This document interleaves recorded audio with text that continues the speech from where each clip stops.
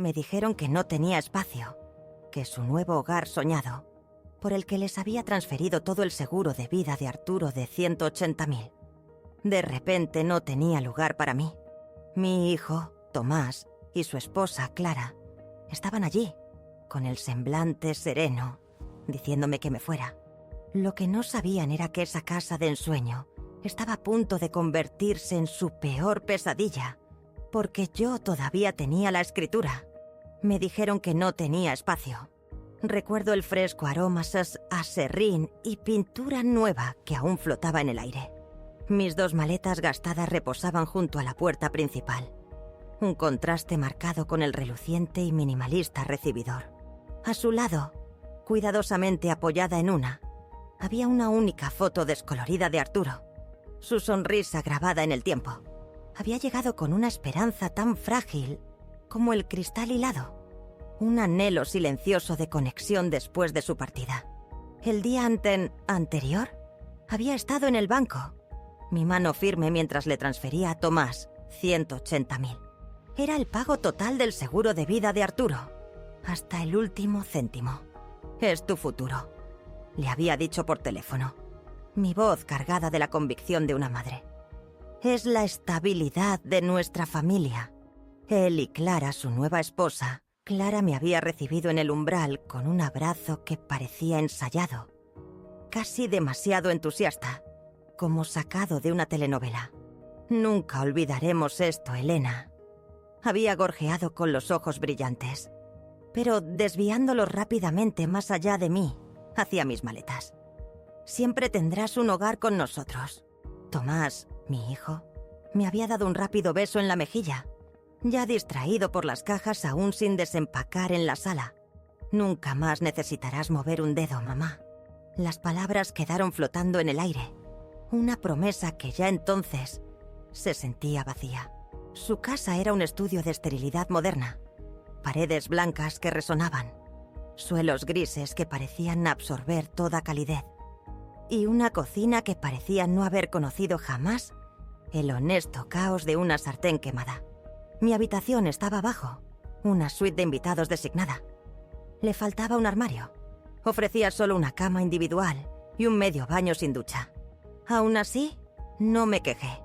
Encontré un pequeño consuelo en el zumbido rítmico de sus vidas diarias, los débiles sonidos de movimiento arriba. Era un nuevo tipo de silencio, pero al menos no era la soledad de la verdadera quietud. Tomás incluso me preparó café las primeras mañanas. Un ritual fugaz que pronto se desvaneció. Clara, con un suspiro que podía agriar la leche, me enseñó a usar su termostato Wi-Fi. Su paciencia visiblemente escasa cada vez que torpemente manipulaba la elegante pantalla. Cenamos juntos una vez, una sola vez. Los 3 alrededor de una mesa que siempre se sentía demasiado grande, demasiado vacía. Para la segunda semana, el aire empezó a cambiar. La amabilidad casual se desvaneció, reemplazada por una sutil y creciente inquietud. Empecé a escuchar cosas, no palabras directas, sino susurros de agresión pasiva. Por teléfono, Clara bromeaba con sus amigas sobre vivir con 2 niños y una abuela. Su risa forzada. Tomás, cuando le pregunté si podía poner una pequeña repisa en la lavandería, no respondió. Solo soltó un largo y teatral gruñido que lo decía todo.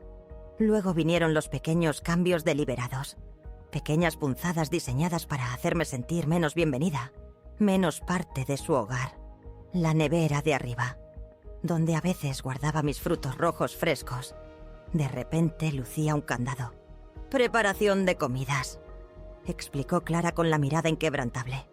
Unos días después, Tomás movió el módem a su oficina de arriba, sin decir palabra. Mi Netflix, mi pequeña escapada vespertina, dejó de funcionar durante 3 días.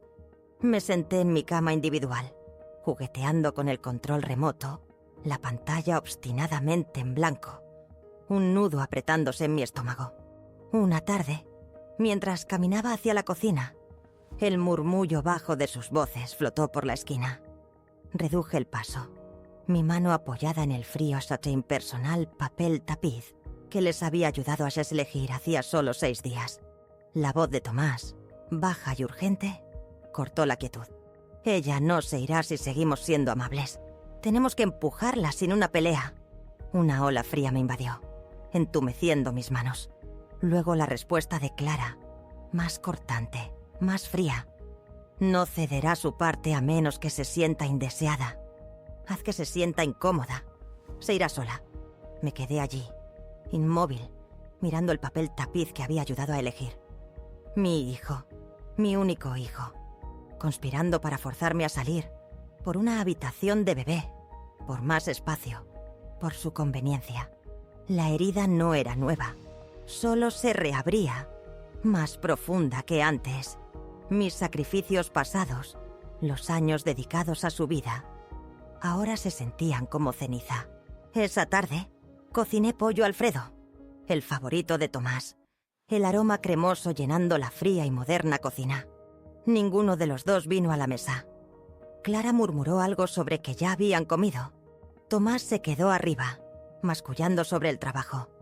Me senté sola, el vapor subiendo de mi plato, y comí lentamente. Cada bocado era un recuerdo de haberlo criado. Partidos de fútbol, dientes perdidos, visitas a la sala de emergencias, horas interminables con tutores, cada tarjeta de cumpleaños que alguna vez había dibujado, cuidadosamente guardada en una caja de zapatos. Todavía estaba en mi maleta, una reliquia de un amor que ahora parecía ignorar. Yo era un obstáculo, un cálculo en su gran plan. A la mañana siguiente, la confrontación llegó con la tranquila precisión de un cirujano. Estaba en el fregadero, lavando un puñado de fresas rojas brillantes. La mundana rutina doméstica.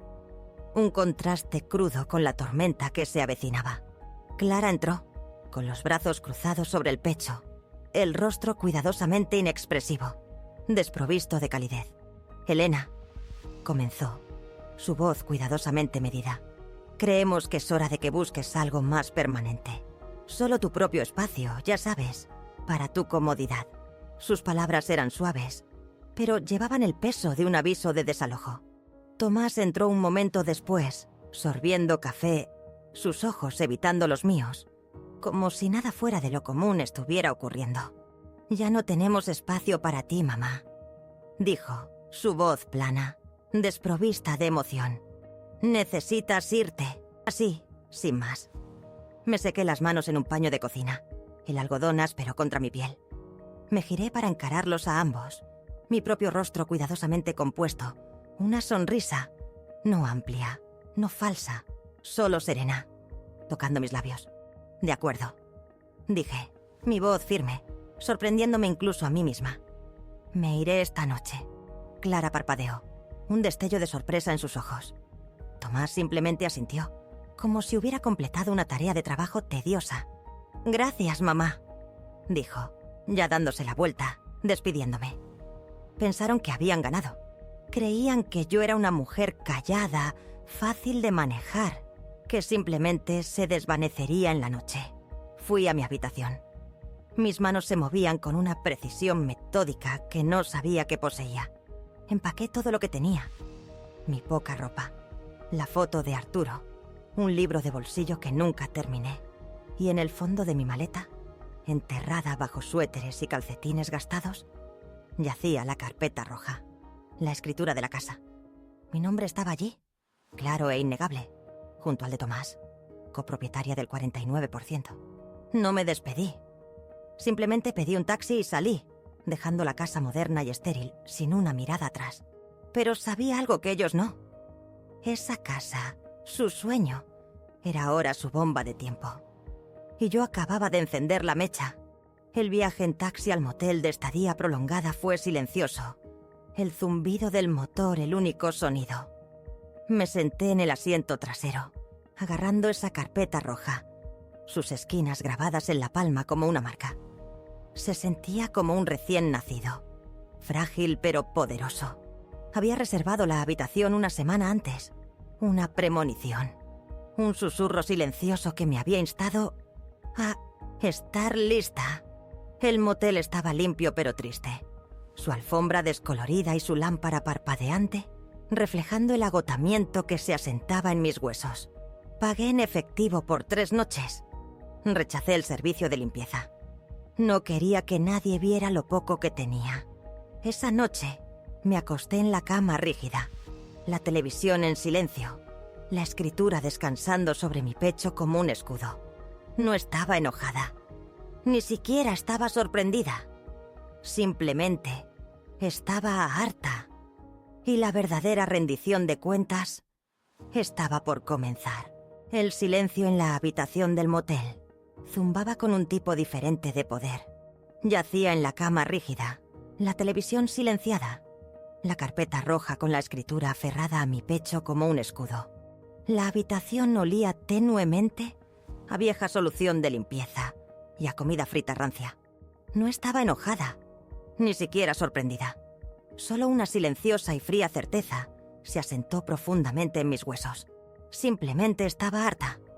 Me habían arrebatado mi dignidad, mi supuesto hogar, mi voz. Ahora era mi turno de reclamar lo que era mío. A la mañana siguiente, el centro de negocios del motel se convirtió en mi primer campo de batalla. Metí la escritura en la impresora, observando cómo salían las copias, nítidas y nuevas. 5 hojas, una para mí, una para un abogado si alguna vez llegaba a eso, 3 por si alguien dudaba de mi alcance. Necesitaba pruebas, necesitaba evidencia tangible del poder oculto que aún poseía. Estaba a mitad de un café insípido de cafetería, su calor un pequeño consuelo, cuando el número desconocido parpadeó en mi teléfono. Mi pulgar dudó, un destello de vacilación, pero algo me impulsó a responder. ¿Señora Durán? La voz de un hombre, educada, profesional. Mi nombre es Ricardo. Créditos Privados del Sur. Usted figura como copropietaria de calle Lirios 124. Mi corazón se detuvo. Luego reanudó con un latido lento y deliberado.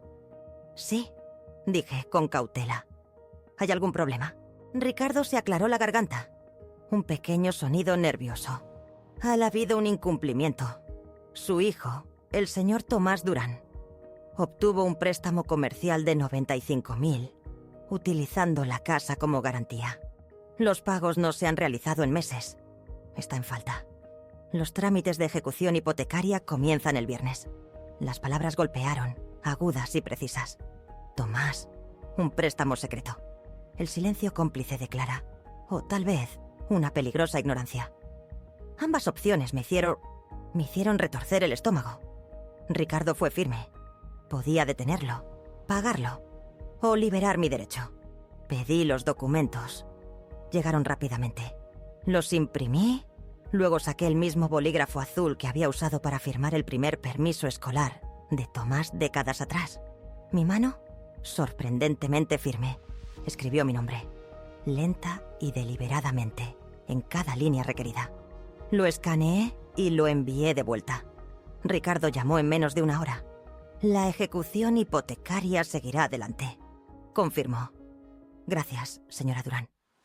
No dije nada. Colgué y apagué mi teléfono. Tomás estaba a punto de aprender lo que se sentía ser abandonado sin previo aviso. Una tormenta silenciosa se gestaba, y yo sostenía el rayo. ¿Alguna vez has sentido ese cambio silencioso? Cuando la resignación se convierte en una resolución inesperada. El silencio fue mi arma más afilada. No le dije a nadie, ni a una sola alma. No publiqué ni una palabra en línea. No lloré. No busqué el teléfono para llamar a mi prima Carmen, ni me uní a la cháchara de mi grupo de la iglesia. Simplemente me senté en esa habitación de motel, escuchando la profunda quietud a mi alrededor. Una quietud que no había conocido verdaderamente en años. Durante demasiado tiempo, mi vida se había llenado del ruido de sus expectativas, sus exigencias, sus desprecios cuidadosamente velados. Durante demasiado tiempo, se me había negado la tranquila dignidad de mi propio espacio, mi propia voz. Ahora, en esta humilde habitación, finalmente la tenía. Esa tarde, caminé las 2 cuadras hasta una pequeña tienda de comestibles. Las luces fluorescentes zumbaban, ásperas para mis ojos. Compré galletas de mantequilla de cacahuete, un frasco de café instantáneo y una pequeña botella de vino barato. Cosas sencillas, pero se sentían como una celebración. Esa noche me senté en el borde de la cama rígida del motel, la televisión silenciada, y me serví un pequeño vaso. Lo levanté, no por venganza, no por victoria, sino por mí misma. Por finalmente darme cuenta de que nunca más sería tratada como familia. No de la manera que realmente importaba. Así que bien podía empezar a tratarme a mí misma como una persona que importaba. Mi autoestima, una brasa silenciosa que había nutrido durante décadas, finalmente comenzó a brillar con un calor constante y seguro. A las 8:00 AM en punto de la mañana siguiente, mi teléfono vibró. Un mensaje de Tomás. ¿Cancelaste algo con la casa? Acabamos de recibir una carta extraña de un prestamista. Lo leí. Dejé el teléfono. No respondí. 3 horas después llegó otro mensaje de texto. Hay un aviso en la puerta. Llámame. Aún así, no dije nada. La pantalla permaneció oscura. A las 3:17 PM, el nombre de Clara parpadeó en la pantalla. Elena, por favor, estamos confundidos. Solo dinos qué está pasando. Mis dedos se apretaron alrededor del teléfono. No quería ser cruel, pero tenía que mantenerme cuerda. Si escuchaba una súplica falsa más, una confusión más fabricada de la mujer que había intentado meticulosamente borrarme, podría olvidar que el silencio, a veces, es el arma más afilada de todas. Así que apagué el teléfono. El tan habitación volvió a sumergirse en su bendita quietud. El aviso de ejecución hipotecaria llegó más rápido de lo que incluso Ricardo había predicho. Menos de 48 horas después de que envié la liberación firmada, una carta de color naranja brillante estaba pegada con cinta adhesiva en la puerta principal de calle Lirios 124. No la vi yo misma, claro. No tuve que hacerlo. El pánico, agudo y público, estalló en las redes sociales. Clara publicó un mensaje frenético en el grupo de Facebook del vecindario. Urgente. Nuestra casa está siendo víctima de una estafa. Por favor, compartan recursos si conocen abogados hipotecarios. La pura ironía de todo me hizo reír por primera vez en días. Un sonido seco y amargo en la tranquila habitación del motel. Me senté allí, sorbiendo café de motel de un vaso de papel endeble, desplazándome tranquilamente por su colapso público. Los comentarios se sucedían. Una avalancha digital de preocupación y confusión. Antiguos compañeros de trabajo, vecinos, o incluso David, un amigo de la Universidad de Tomás. ¿Qué pasó? ¿Podemos ayudar? Creí que les iba tan bien. Clara respondió a cada uno como un político desesperado, sin responder nunca directamente a nada, simplemente tergiversándolo en dificultades vagas. Estamos siendo traicionados por alguien en quien confiamos, escribió, sus palabras goteando falsa vulnerabilidad. Alguien que debería habernos protegido. Fue entonces cuando la comedia se transformó en algo más oscuro, algo insidioso. En cuestión de horas, mi propio teléfono comenzó a vibrar de nuevo, con mensajes de personas con las que no había hablado en años. Mi prima Carmen, una mujer de mi antigua iglesia, la hermana de Arturo, todas preguntando lo mismo. «Elena, ¿qué está pasando?» Clara lo había orquestado. Me había pintado como la villana, la traidora. No había mencionado los 180.000 que les había transferido, ni los susurros crueles, ni la forma en que me habían obligado a irme, ni el préstamo secreto que Tomás había tomado a mis espaldas. Simplemente se hizo la víctima, tejiendo una narrativa diseñada para poner mi mundo en mi contra. Y Tomás, mi hijo, redobló la apuesta. Publicó una foto antigua nuestra, él y yo cuando tenía 5 años, comiendo helado en un aparcamiento, con la cara manchada de chocolate. Y la subtituló: «Es difícil cuando las personas que te criaron terminan volviéndose en tu contra. Sin nombres, sin etiquetas, solo pura manipulación». Pero yo sabía para quién era. Los parientes, Los conocidos en común, la gente al margen de la historia que rellenaría los huecos con su propia culpa, vergüenza y suposiciones. Estaba siendo borrada en tiempo real. Mi propia esencia, mi historia, reescrita para el consumo público. Y sabía que esto era solo el principio de su actuación pública. Una actuación que pronto exigiría una audiencia. Pero, ¿qué tipo de silencio elegiría ahora? ¿Qué verdad oculta revelarían sus mentiras públicas? Querían una pelea. Yo les di silencio. Pensé en defenderme. Mis dedos se posaron sobre mi teléfono, con ganas de publicar la escritura. La prueba innegable del préstamo secreto de Tomás. Los mensajes crueles de Clara.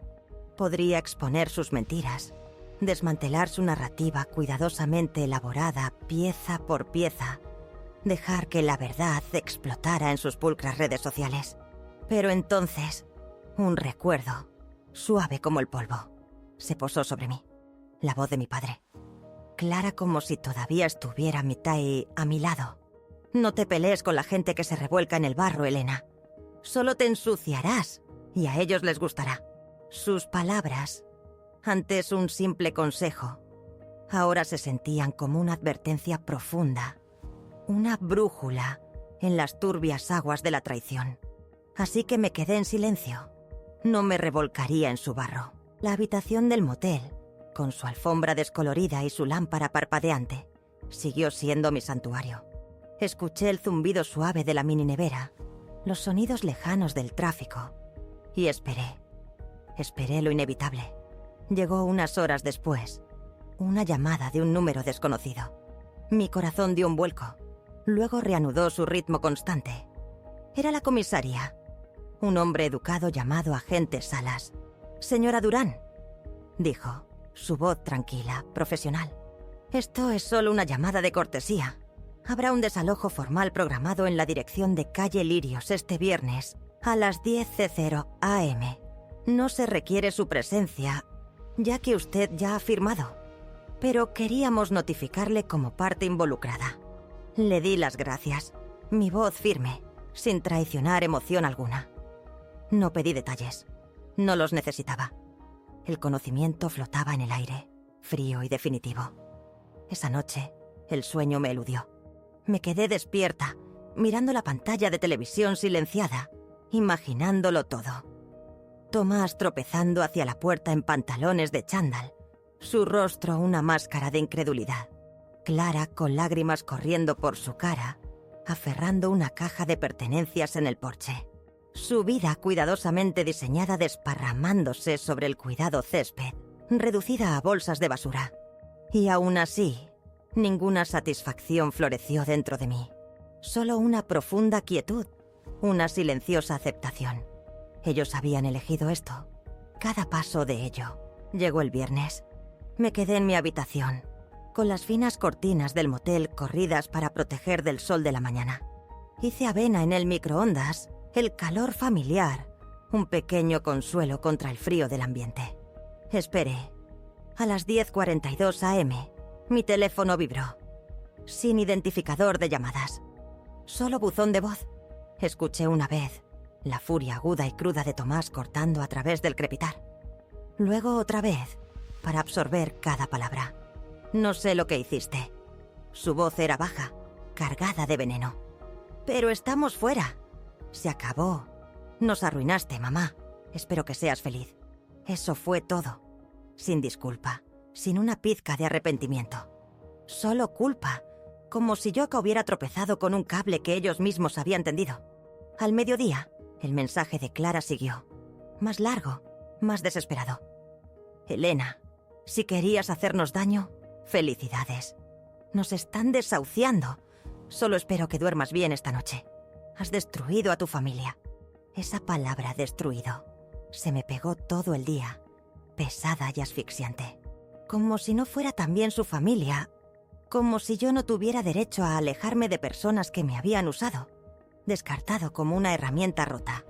Apagué el teléfono, silenciando las acusaciones, cortando el último hilo de su ruido. Caminé a la tienda de la esquina. El aire fresco me golpeó gratamente la cara.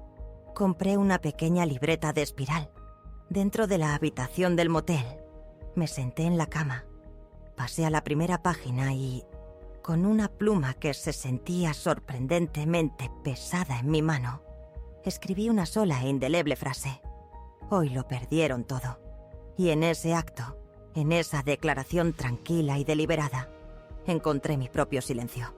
Un silencio poderoso e inquebrantable. Un silencio que me hablabas a mí misma. Una promesa de un futuro donde mi historia, finalmente, sería mía. ¿Qué verdades tácitas guardamos dentro, esperando el momento adecuado para reclamarlas? No se quedaron callados por mucho tiempo. 2 días después del desalojo, el silencio que había cultivado se hizo añicos. No por gritos, sino por el zumbido implacable de la indignación pública. Clara había desatado su versión de la historia en Instagram. Una narrativa meticulosamente elaborada, extendida en 10 diapositivas de colores pastel, todas tituladas «Cuando la familia te traiciona». Cada imagen detallaba una versión de la verdad, retorcida y pulida. Habían abierto su hogar por amor, acogido a una progenitora anciana en duelo, solo para ser sorprendidos por engaños legales y manipulación. Lo calificó sin rodeos de maltrato a personas mayores. Los comentarios se sucedieron. Un torrente de simpatía digital. Decenas de extraños, ninguno de los cuales me conocía, se sumaron. Algunas personas solo quieren controlar a sus hijos para siempre. Por eso los límites importan. Eres tan fuerte, Clara. Te mando amor. Cada palabra era una pequeña aguja, pinchando los bordes de mi determinación. Me desplacé, mi pulgar moviéndose lenta y metódicamente. Luego vi el comentario de Tomás, frío e inquebrantable, debajo de una de las publicaciones más dramáticas de Clara. Hiciste todo bien. Protegiste nuestro futuro. Ella eligió la destrucción. Me quedé mirando eso por mucho tiempo. No porque doliera, ya no, sino porque no podía creer que pudiera mentir tan fácilmente, tan públicamente. Hubo un tiempo en que habría llorado si tan solo lo regañaba por romper un plato.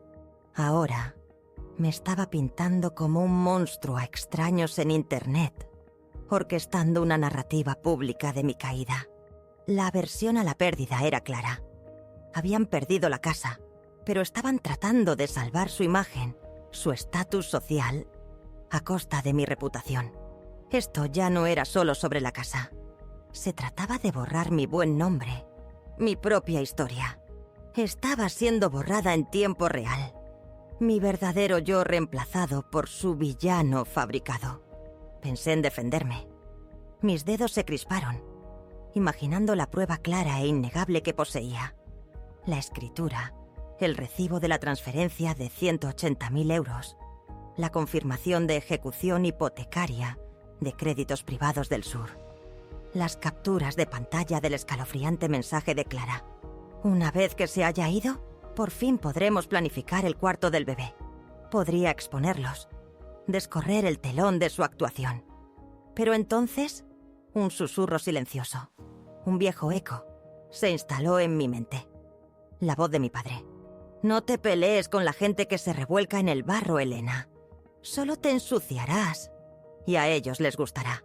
Sus palabras eran un escudo, un recordatorio silencioso de que mi dignidad no se encontraba en su arena pública. Así que me quedé en silencio.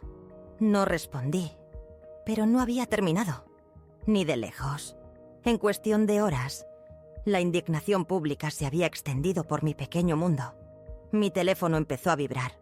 Un temblor constante de mensajes entrantes. Mensajes de personas con las que no había hablado en años.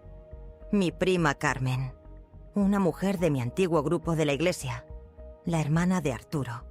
Todos preguntando lo mismo. Elena, ¿qué está pasando? La narrativa de Clara se había extendido, convirtiendo a conocidos lejanos en participantes involuntarios de su campaña de desprestigio.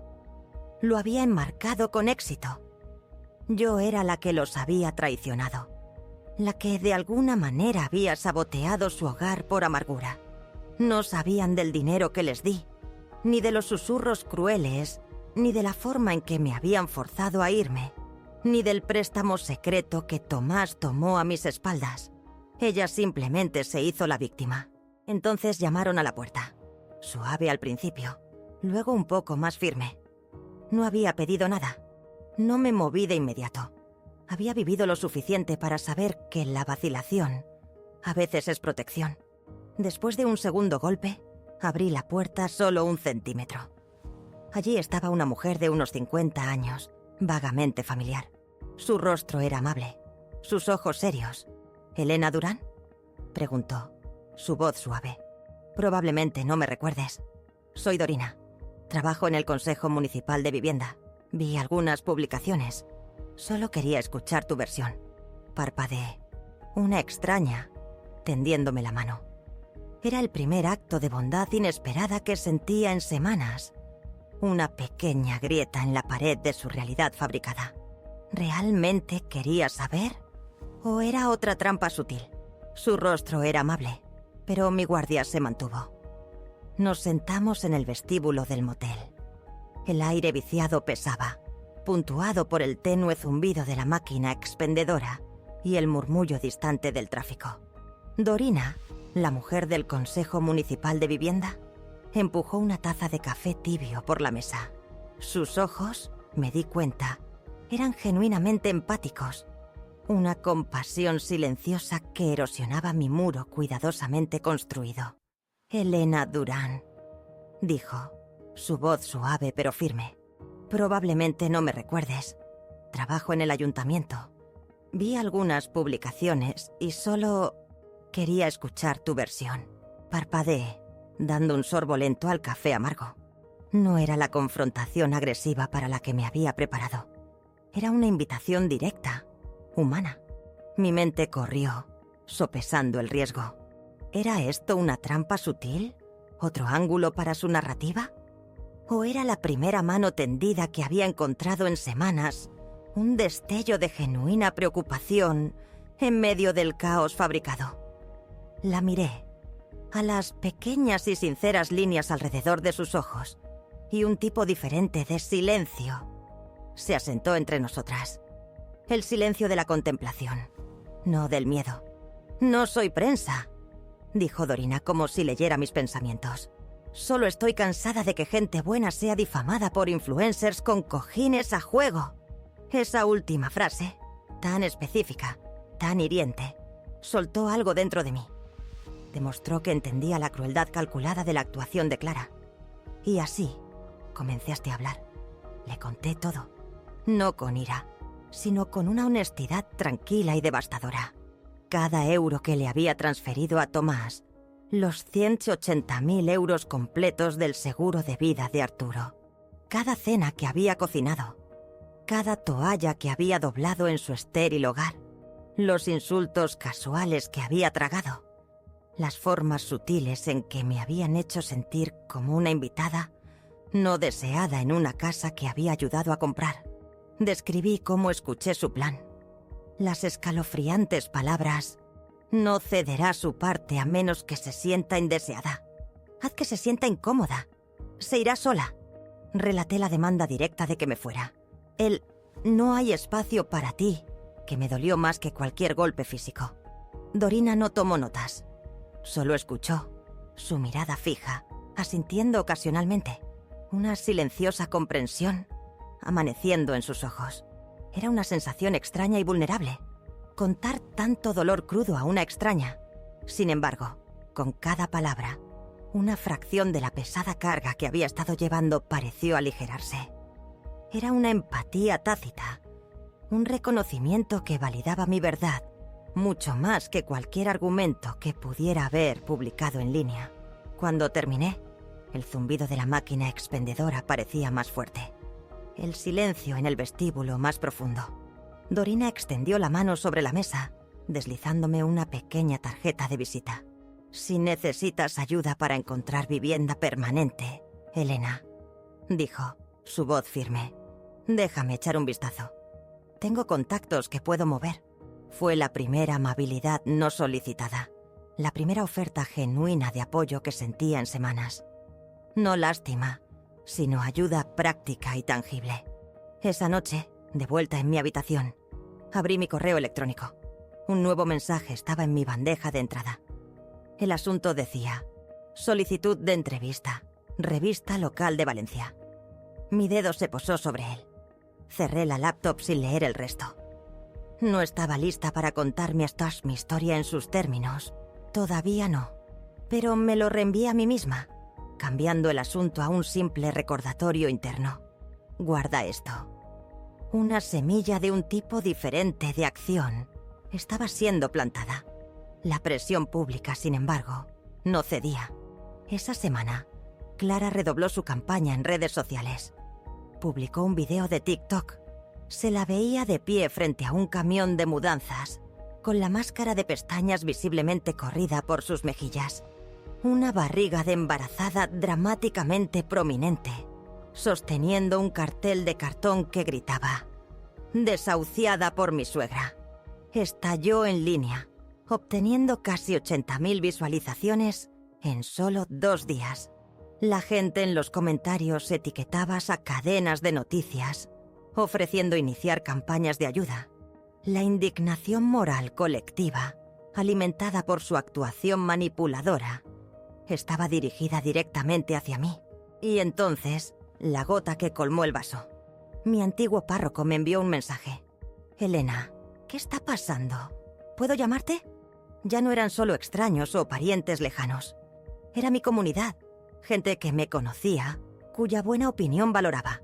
Sus preguntas, alimentadas por las mentiras cuidadosamente elaboradas de Clara, traspasaron mi decisión de permanecer en completo silencio. La rebelión silenciosa ya no era suficiente. Saqué la escritura, la prueba definitiva. Saqué el extracto bancario mostrando mi transferencia de 180.000 euros. Saqué el correo electrónico de Ricardo, confirmando la ejecución hipotecaria. Hice capturas de pantalla del escalofriante mensaje de Clara. Una vez que se haya ido, por fin podremos planificar el cuarto del bebé. Entonces, con mano fría y firme, lo envié todo. Al párroco, a mis primas, al chat de grupo de las señoras de la iglesia. No añadí ni una sola palabra de comentario. Solo la prueba. 5 minutos después, mi sobrina respondió. Su mensaje conciso. «Ah, así que mintió a todo el mundo». Luego, un silencio profundo. Nadie defendió a Clara. Nadie ofreció excusas. Supe que lo vieron. Supe que el hilo se había roto. Más tarde esa noche, el nombre de Tomás apareció en mi teléfono. «Por favor, llámame. Solo habla conmigo». 10 minutos después, otro mensaje. «Sé que las cosas se pusieron feas, pero sigue siendo mi madre». No respondí. No porque lo odiara, sino porque algunos puentes no se queman de golpe.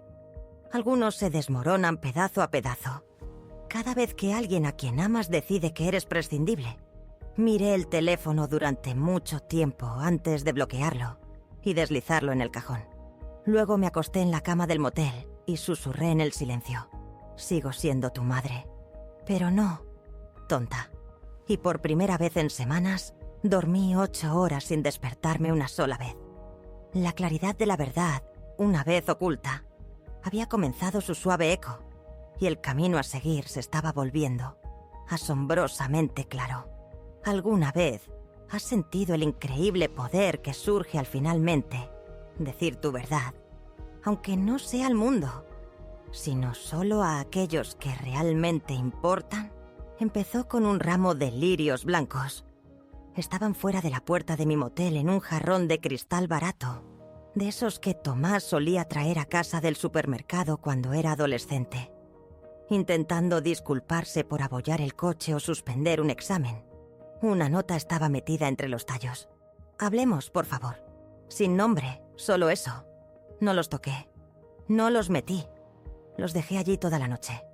Por la mañana habían empezado a marchitarse, sus bordes poniéndose marrones. La recepcionista preguntó si quería que los tiraran. Dije que sí.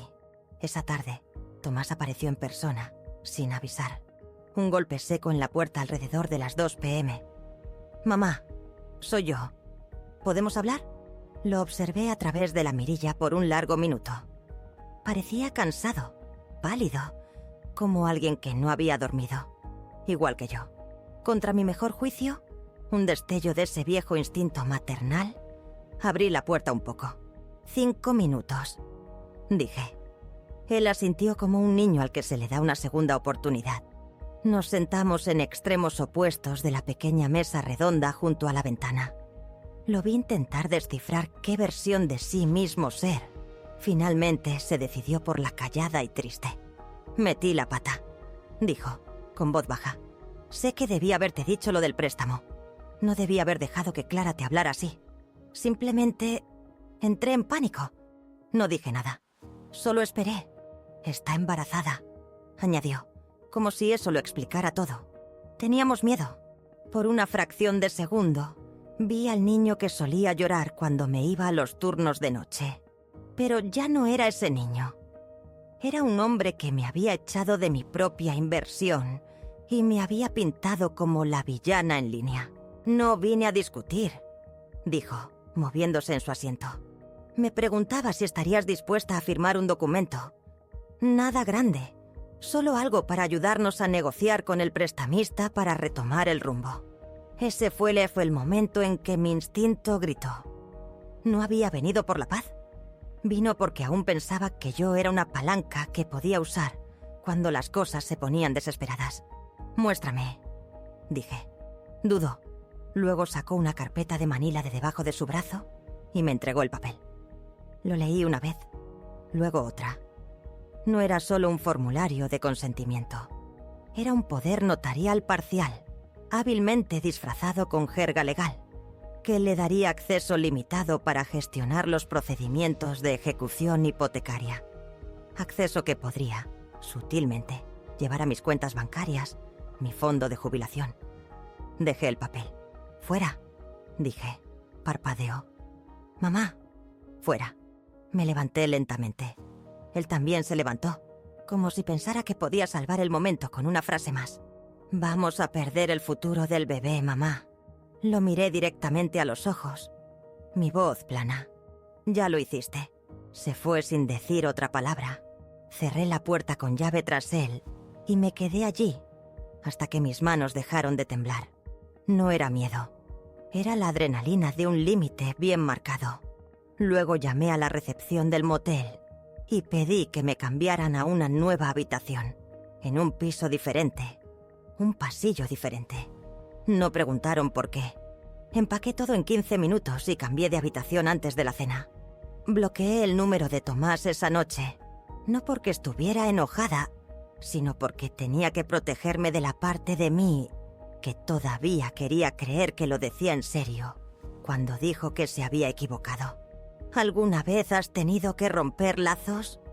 No por odio, sino para proteger el tranquilo santuario de tu propia paz. La nueva habitación era idéntica, pero se sentía como una fortaleza. Moví mis pocas pertenencias yo misma. Cada viaje por el pasillo una tranquila declaración de independencia. La nueva habitación era un espejo de la antigua. Misma alfombra descolorida, mismo arte genérico en las paredes. Pero aquí, el aire se sentía diferente, más limpio. Mi teléfono permaneció apagado, un ladrillo silencioso en mi bolso. No estaba huyendo, estaba en retirada, consolidando mi fuerza. Había trazado una línea. Y ahora me estaba sentando en la tranquila calma que siguió. Esa tarde finalmente abrí mi laptop. El correo electrónico de Clara estaba esperando. Sin emojis, sin hashtags, solo un mensaje corto y crudo que decía: «No sé qué se supone que debemos hacer ahora. No tenemos nada. Sé que me odias, pero piensa en el bebé». Me quedé mirando la pantalla, sintiendo el calor de esas palabras presionando contra mis costillas. La desesperación era real, pero también lo era la manipulación. Piensa en el bebé, la máxima palanca. Cerré la laptop sin responder. Me hice una taza de té de menta y observé las luces del estacionamiento del motel parpadear contra el cielo que se oscurecía. Todavía no. Mi respuesta no era una réplica. Era un ajuste de cuentas, aún en construcción. Pasaron 3 días, un periodo de rutina pacífica e ininterrumpida. Luego, a las 7:42 p.m. de un domingo, un suave golpecito en la puerta de mi motel. Mi corazón dio un vuelco. Estaba en pantalones de pijama, a mitad de una taza de té, cuando miré por la mirilla. Era Clara. Su cabello estaba más desordenado de lo habitual, su rostro demacrado. Pero sostenía un bebé envuelto en una suave manta rosa, una bolsa de pañales colgada de su hombro como una ofrenda de paz. Me quedé sin aliento. No abrí la puerta de inmediato. «¡Elena!», llamó suavemente con voz tenue. «No estoy aquí para pelear. Simplemente ya no sabemos qué hacer. Tomás se está desmoronando. Nos echaron del alquiler que encontramos. Dijeron que fallamos en una verificación de crédito. Por favor, ¿puedo entrar?». Abrí la puerta 2 centímetros. Su maquillaje estaba corrido, sus ojos rojos, hinchados. El bebé, una niña, se agitó ligeramente y soltó un suave y quejumbroso chillido. Clara la meció suavemente. «Se llama Lirio», susurró con la voz quebrada. «También es tuya. No nos excluyas». Eso me golpeó más fuerte de lo que esperaba. No había sabido el nombre del bebé. No había querido saberlo. Pero aquí estaba, una vida pequeña e inocente, utilizada como arma. Un tirón profundo y agonizante. Abrí la puerta y la dejé entrar. Entró lentamente, como una invitada insegura de las reglas, mirando alrededor de la pequeña mi habitación. «¿Todavía te gusta el frío aquí, sí?», ofreció, con una sonrisa cansada. No respondí. Se sentó con cuidado en el borde de la cama del motel, meciendo suavemente a Lirio. «Realmente metimos la pata», dijo. Su voz apenas un susurro. Dije cosas que no quise decir. Estábamos estresados, asustados. Asentí, no porque la perdonara, sino porque necesitaba que siguiera hablando, para que mostrara sus cartas. «Tomás es demasiado orgulloso para admitirlo», continuó, su mirada fija en el bebé. «Pero se está ahogando. Ambos lo estamos. Nuestras cuentas bancarias están congeladas. Debemos más de 10.000 euros en recargos y multas. Nuestros teléfonos tienen los días contados y no sé qué haremos a partir de aquí». La observé. Observé su labio inferior temblar. Observé cómo parpadeaba demasiado rápido cuando hablaba de lo sola que se sentía en un mundo que había seguido adelante sin ellos. Mi empatía era una vela parpadeante, constantemente puesta y prueba por el brillo calculador en sus ojos. Entonces, lo vi. Una etiqueta de marca todavía colgando de la bolsa de pañales. Me acerqué. El logotipo. Bebé de lujo. Una línea de diseño. Más de 900 euros. «Eso es nuevo», dije señalando. Mi voz era tranquila, firme. Clara dudó. «Fue un regalo», dijo demasiado rápido. «De una amiga». No dije nada. Solo me levanté lentamente y caminé hacia la ventana. Desde allí pude ver un coche de alquiler encendido junto a la acera. Un SUV negro. No barato. No averiado. No desesperado. Mis sospechas se endurecieron hasta convertirse en certeza. «Viniste aquí a conseguir algo», dije. Ella se encogió. «Vine aquí a pedir ayuda», replicó. «No», corregí, girándome rápidamente para encararla. «Viniste aquí a grabar algo. ¿Dónde está?». Sus labios se entreabrieron. Luego se cerraron. Se levantó, aferrándose a Lirio con más fuerza. «¿De qué estás hablando? Tu teléfono, tu bolso, lo que sea». Lo vi en el bolsillo lateral de la bolsa cuando te sentaste. «Estás grabando esto». Sus labios se entreabrieron de nuevo. Luego se cerraron, derrotados. «Solo queríamos pruebas», dijo en voz baja. «En caso de que intentara retorcer las cosas». La miré fijamente por lo que pareció un minuto completo. El aire denso con verdades no dichas. «¡Fuera!», dije. Mi voz era baja, teñida de una autoridad que no dejaba lugar a discusión. «Elena, ahora, abre la puerta y llévate la bolsa de bebé de la tienda de regalos contigo». Ella no se movió. Di un paso adelante, más cerca de lo que nunca Equilos había estado de ella, con ira. Mi mirada inquebrantable. «Déjame ser clara, Clara. No soy tu argumento. No soy tu villana. Y desde luego no soy tu cajero automático. Sal de mi habitación antes de que llame a la policía». Ella recogió a Lirio lentamente. aferrándola a ella, su rostro una máscara de derrota. «Es tu nieta». «No», dije, mi voz cortando su súplica desesperada. «Es tu hija. Críala mejor de lo que tratas a la gente». Clara salió con la espalda rígida. Caminó hacia el coche y subió. Y en segundos se marcharon. Cerré la puerta, la eché el pestillo y me senté en la cama sin moverme durante un largo tiempo. Mis manos temblaban de nuevo. Pero no era miedo. Era adrenalina. El temblor silencioso de una batalla ganada. Clara había venido a incitarme a decir algo cruel ante la cámara. Algo que pudieran cortar, editar, publicar en línea, convertir en clics de simpatía. Y yo no se lo había dado. Me había mantenido tranquila, resuelta, pero no había terminado. Todavía quedaba una verdad final y pública por contar. ¿Alguna vez te has encontrado en una situación donde el silencio o el acto tranquilo de mantenerte firme se convirtió en tu forma más poderosa de comunicación? El pesado sello judicial se sentía como una verdad final e innegable. 2 días después, el grueso sobre se deslizó por debajo de la puerta de mi motel. Hice 5 copias de la orden de alejamiento. Una, sin firmar, se la envié por correo a Clara y a Tomás, con una nota adhesiva. Querían algo legal. Aquí lo tienen. Esa noche, con un nuevo propósito, respondí a la revista local de Valencia. Envié todo. Escritura, recibo de 180.000 euros, prueba de ejecución hipotecaria, mensajes de texto, la foto de la bolsa de pañales de diseño de Clara. Asunto. Ya que quieren hablar, hablemos. El editor llamó. Le creemos. Acepté, con la condición de incluir mi frase. Esto no es venganza, esto es claridad. El artículo salió el domingo. Cuando la ayuda se convierte en un arma, el relato de una madre sobre la traición financiera se extendió por Valencia, provocando conversaciones sobre el derecho. Mi nombre apareció, no como villana, sino como alguien discretamente reintegrada. El verdadero cambio llegó el viernes. Pasé por una cafetería. Dentro, Tomás estaba sentado solo. Nuestras miradas se cruzaron. Sin inmutarse, sin saludar, solo distancia. Un vínculo que ya no existía. Seguí caminando. No lloré. Esa noche, su correo electrónico. Leí el artículo. No te contactaré de nuevo. Siento que sintieras que no tenías elección. Lo archivé. A la mañana siguiente, la nota de Dorina. Te han aprobado. Las llaves te esperan. Mi nuevo apartamento en Málaga.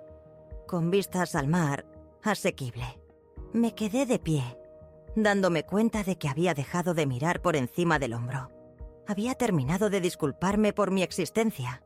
Esa tarde, actualicé mi testamento. El nombre de Tomás eliminado. Todo dividido entre un refugio para víctimas de violencia de género, un programa de alfabetización y un rescate de animales. Un último correo electrónico a mi abogado. Si alguna vez impugna, que se haga público todo. El último mensaje llegó ese fin de semana. De Clara. 4 palabras. Lo perdimos todo. Felicidades. Lo leí, lo borré. Sin respuesta. Hice las maletas, no huyendo, sino finalmente deteniéndome. Dijeron que no tenía espacio. Demostré que nunca necesité el suyo. El apartamento era más pequeño, pero más luminoso. La luz del sol entrábase raudales. Entré, dejando que el silencio me golpeara. Mi espacio, sin gritos, sin disculpas falsas. Me hice un té. Salí al balcón. No había vista al mar, pero lo oía. Suficiente. Mi teléfono permaneció en silencio. Simplemente desempacé. Llené mi nevera. El miércoles, caminé por el paseo marítimo. Nadie me conocía. Elegí una concha azul de un pintor. «Buena elección», dijo ella, «para personas que han soltado algo pesado». La llamé paz. Días, luego semanas, un ritmo. Café, paseo, diario, clase de arte. Esteban, mi instructor, contaba chistes malos. «Pintas como alguien que sobrevivió a algo», dijo. Lo hice. El pasado, un cajón sellado. Hasta la carta. La letra descuidada de Tomás. Sé que no puedo deshacer lo que hice. No espero nada. Solo quiero que sepas que lo estoy intentando. La llamamos Elena Lirio Durán. La leí, la doblé, la coloqué junto a la escritura anulada. Sin llanto, sin sonrisa, solo las palabras. Esa tarde caminé por la playa, descalza. Las olas rompían. Pensé en la niña que llevaba mi nombre, en el hombre que era mi hijo. Él ya no estaba. Quizás alguien mejor nació de su ruina. No era mi carga. Caminé a casa. Me acurruqué con un libro. Solo paz. Mi teléfono vibró. Número desconocido. Sin mensaje. Dejé que se desvaneciera. Luego susurré 5 palabras. Aquí tampoco hay espacio. El mundo siguió su curso. Y yo también. En el lugar de Elena, ¿qué habrías hecho?